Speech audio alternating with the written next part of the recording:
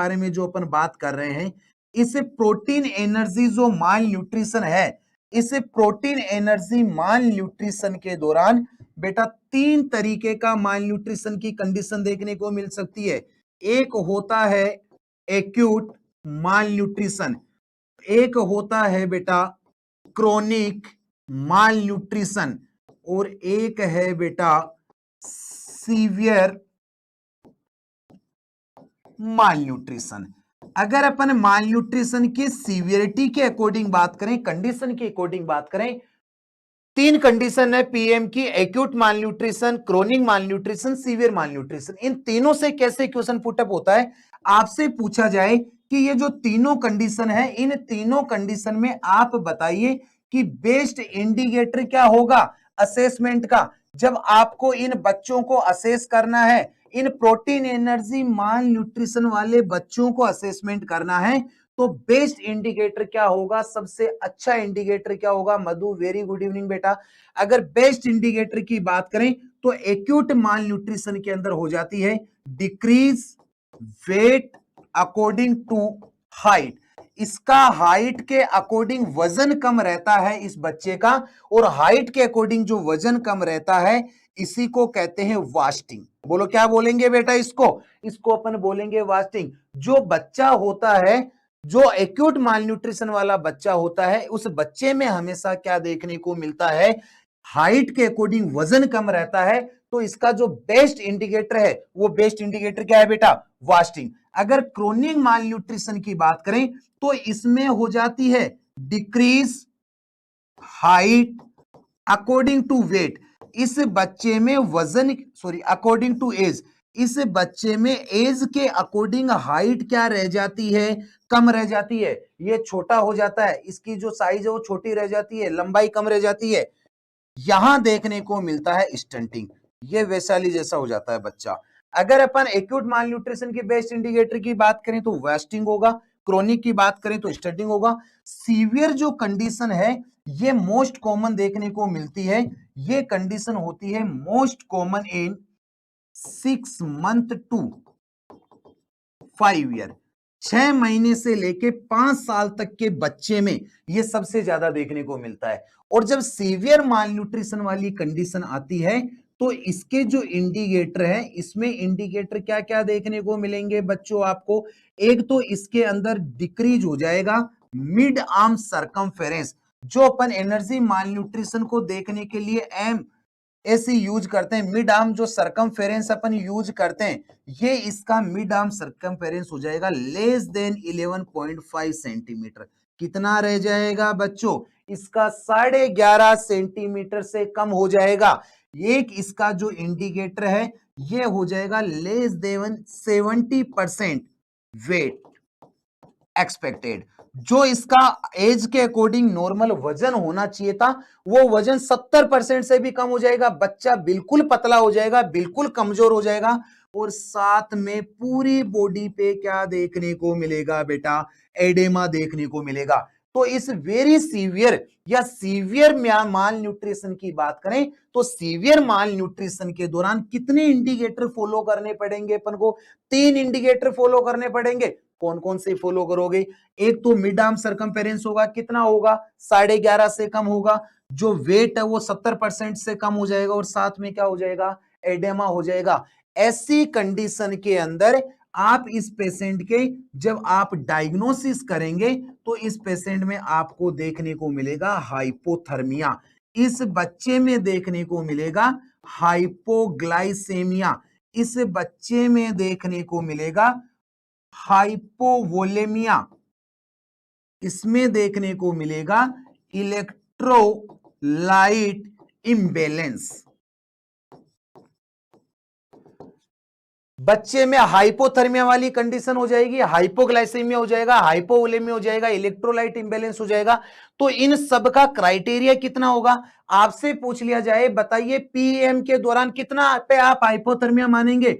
जो अपडेटेड आपकी डब्ल्यूएचओ की गाइडलाइन है, उस डब्ल्यूएचओ के अकॉर्डिंग, जो अकॉर्डिंग टू डब्ल्यूएचओ है, वो पीएम वाले बच्चे में हाइपोथर्मिया मानेंगे 54, हाइपोथर्मिया मानेंगे इसमें लेस देन 3.5 से लेके 5 डिग्री सेल्सियस के ऊपर, तब अपन इसमें क्या मानेंगे बेटा, हाइपोथर्मिया। तो हाइपोग्लाइसेमिया कब मानोगे, जब इसमें शुगर का लेवल हो जाए 54 ग्राम पर डीएल।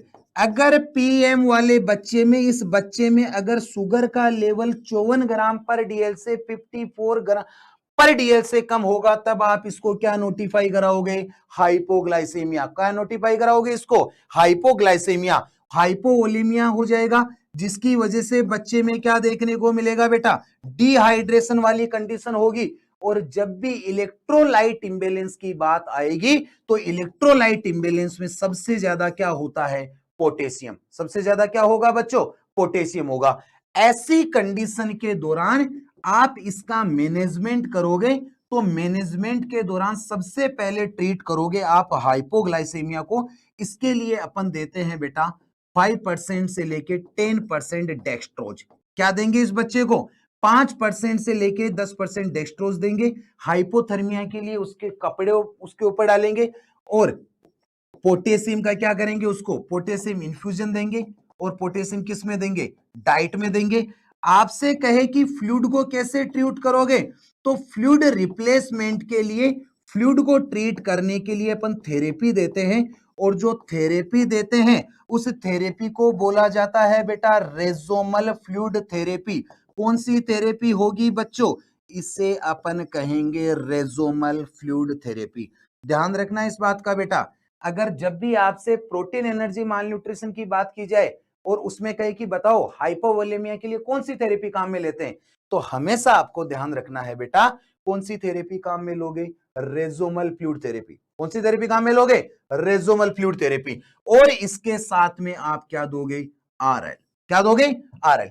अब यहां अपन बात करते हैं इसके अंदर, और जो अपन मिनरल्स देते हैं, उन मिनरल्स के अंदर अपन सबसे ज्यादा प्रोवाइड कराते हैं थायमीन। क्या प्रोवाइड कराते हैं, थायमीन। एक चीज का और ध्यान रखना है हमेशा, प्रोवाइड प्रोवाइड ऑल माइक्रोन्यूट्रेंट। उसको सारे माइक्रोन्यूट्रेंट प्रोवाइड कराने हैं। उसको क्या प्रोवाइड नहीं कराना है, except iron in early stage. बच्चे को हमेशा अर्ली स्टेज में किससे दूर रखोगे, आयरन से दूर रखोगे। ये अपने आप में यहां एक क्वेश्चन है कि जब भी प्रोटीन एनर्जी मालन्यूट्रिशन के बच्चे का ट्रीटमेंट करोगे, तो उसमें सारे माइक्रोन्यूट्रिएंट दोगे, कौन सा नहीं दोगे, आयरन नहीं दोगे। कौन सा नहीं दोगे, आयरन नहीं दोगे। क्यों नहीं दोगे आयरन, जब आपसे कहे आयरन क्यों नहीं दोगे, तो ये आयरन है, ये बनाता है मोर ऑक्सीडेट फॉर्मेशन। ये ज्यादा ऑक्सीडेट फॉर्मेशन करता है, या फिर ये ज्यादा फ्री रेडिकल बनाता है। फ्री रेडिकल क्या चीज होती है, क्या है फ्री रेडिकल, ऐसे कंटेंट, ऐसे इलेक्ट्रॉन जो आसपास की सेल को डैमेज करते हैं, बाकी अदर सब्सटेंस को एब्जॉर्ब होने से रोकते हैं। इसलिए आयरन अर्ली स्टेज में प्रोवाइड नहीं कराएंगे। तो आप अर्ली स्टेज में इस बच्चे को क्या दोगे, जब इसकी डाइट की बात आती है, तो इसको 1 से 2 वीक तक, 1 से 2 वीक तक इसको अपन देते हैं 70 किलो कैलोरी एनर्जी। कितनी एनर्जी देते हैं, 70 किलो कैलोरी। और इसको अपन साथ में देते हैं, इसको साथ में प्रोवाइड कराते हैं 0.7 ग्राम पर केजी पर डे प्रोटीन। कितनी प्रोटीन दोगे, 70 किलो कैलोरी एनर्जी दोगे, और साथ में 0.7 ग्राम पर केजी पर डे के हिसाब से क्या दोगे, डाइट। ध्यान रखना कितने दिन तक देनी है ये डाइट, ये डाइट देनी है बेटा 1 से 2 वीक तक। कितने दिनों तक दोगे बच्चों, 1 से 2 वीक तक दोगे। अब अपन यहां बात करें कि ये आपने 1 से 2 वीक तक दे दी 70 किलो कैलोरी। अब 1 से 2 वीक बाद, ध्यान देना यहां पे, ध्यान से समझना इस बात को, 1 से 2 वीक के बाद में आप यहां इसको बढ़ा दोगे, और इसको करते हैं 150 से लेके 200 किलो कैलोरी। एनर्जी बढ़ा दी आपने बच्चे में, कितनी कर दी, 150 से 200 किलो कैलोरी कर दी। और ये अकॉर्डिंग टू WHO गाइडलाइन अपन बात कर रहे हैं कि इसमें 150 से 200 कैलोरी के साथ 4 से 5 ग्राम क्या दे दोगे, प्रोटीन दे दोगे। क्या दे दोगे, प्रोटीन दे दोगे। अकॉर्डिंग टू WHO बात करें तो सबसे पहले क्या देंगे, 70 किलो कैलोरी एनर्जी देंगे, और साथ में क्या देंगे बेटा, 0.7 ग्राम पर KG per day. Protein. 2 week बाद में 150 से 200 किलो कैलोरी करेंगे और साथ में 4 से 5 ग्राम क्या करेंगे, प्रोटीन करेंगे। इसके बाद में अपन इसको कराते हैं प्रोवाइड। इसको अपन प्रोवाइड कराते हैं बेटा F75 फूड। कौन सा फूड दोगे, F75। कौन सा फूड प्रोवाइड कराओगे, F75। सबसे पहले अपन उसको क्या देंगे, F75 फूड देंगे। और F75 में क्या होता है, ये आपका एक 100 ml का आपका सॉल्यूशन है। इस सॉल्यूशन के अंदर होता है 75 kilo calorie energy, 70 kilo calorie energy होती है। और इसके अंदर होता है 1 ग्राम प्रोटीन। कितना होता है, 1 ग्राम प्रोटीन। ये आपका जो फूड है ये 100 ml का पैकेट है। कितने ml का पैकेट है, 100 ml का पैकेट है। इसमें कितनी एनर्जी है, 75 किलो कैलोरी, साथ में 1 ग्राम क्या है बेटा, प्रोटीन है। ये देने के बाद में इसको अपन स्विच कर देंगे। स्विच का मतलब दूसरा फूड देंगे। कौन सा फूड दोगे, दूसरा अपन देते हैं बेटा F100 फूड। कौन सा फूड दोगे, F100।